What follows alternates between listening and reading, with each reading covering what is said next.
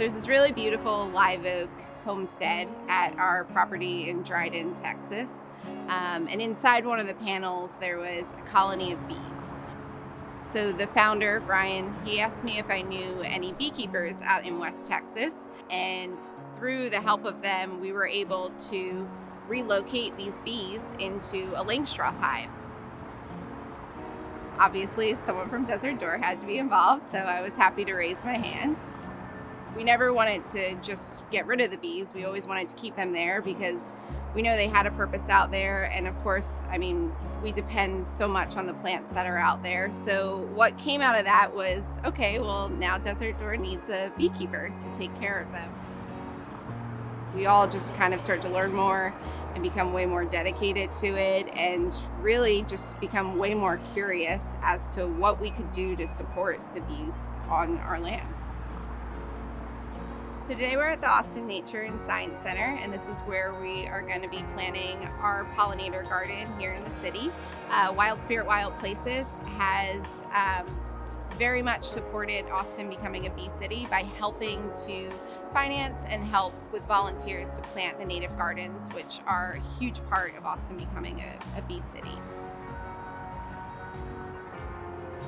Everybody constantly says, like, we need to save the bees, but how exactly do you save the bees? So we reached out to Xerces Society first and foremost.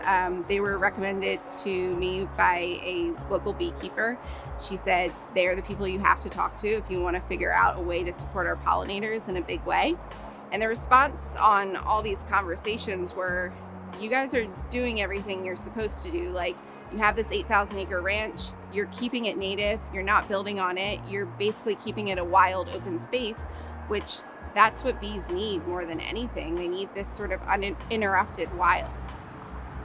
So I basically asked, okay, well, what can people do to support native bees? And they said, plant native plants. That's what you can do to support all bees. And it's something that you can do in your back garden, or you can have a property like you guys have and, keep it native.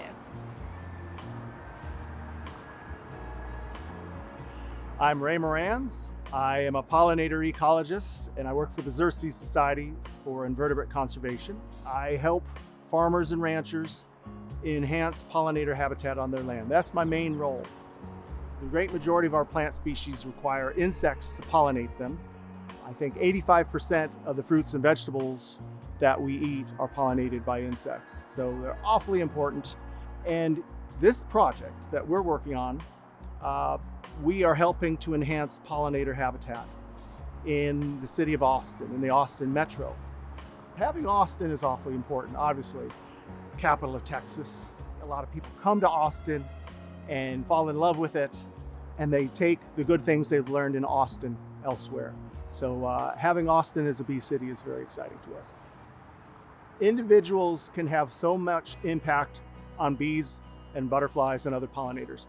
In the world of butterflies, we have an example. There was a butterfly called the Florida Atala that was going extinct. People started planting their native host plant, which happens to be really attractive, in their yards, and the butterfly came back.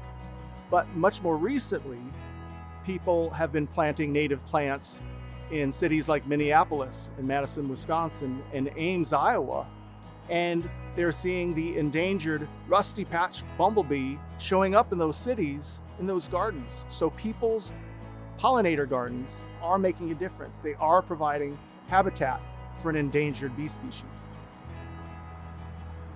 It all started with a cold email to the city, and it's really inspiring to me, who's not involved in, I'm not a city person. It really is cool to see that it's come this far just from an email. My name is Rachel Reyes. I'm a landscape architect. In 2018, discovered the Bee City certification program. I was trying to figure out a way to get Austin more involved with pollinators. A lot of my job is putting plants in places, and I thought it's kind of our duty as landscape architects to do the most native and biologically diverse plants that we can. We've been working really hard to get Austin to become a bee city since then. We had a lot of really great partnerships and people involved in Pollinate Austin, but it really didn't start to make moves until Desert Door got involved, and they've really helped us to get the ball rolling and given us the resources that we need to to really get started, and it's really exciting to work with them. The mission of Wild Spirit Wild Places is to bring people together. We want to make connections and build a community to protect the lands of Texas. Each and every one of you can plant your own gardens. One plant makes a difference for our pollinators. We ask you, plant native plants. I think we city folk, those of us who live in cities, need to work to save insects too, to keep things from becoming endangered.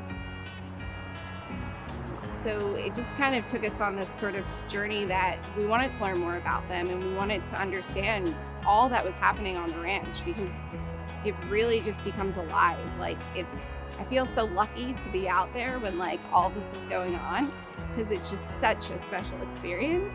But if you don't have that chance to be there, I don't think you really understand just how impactful it is. There is not one person who doesn't have a connection to bees, and so much that we have, that we eat, that we rely on in the world is because of bees. And so I think if we can just start to kind of trace it back and see what keystone species they are and how important they are for every single person, we can really start to understand and provide an environment for them, because without them, we're toast.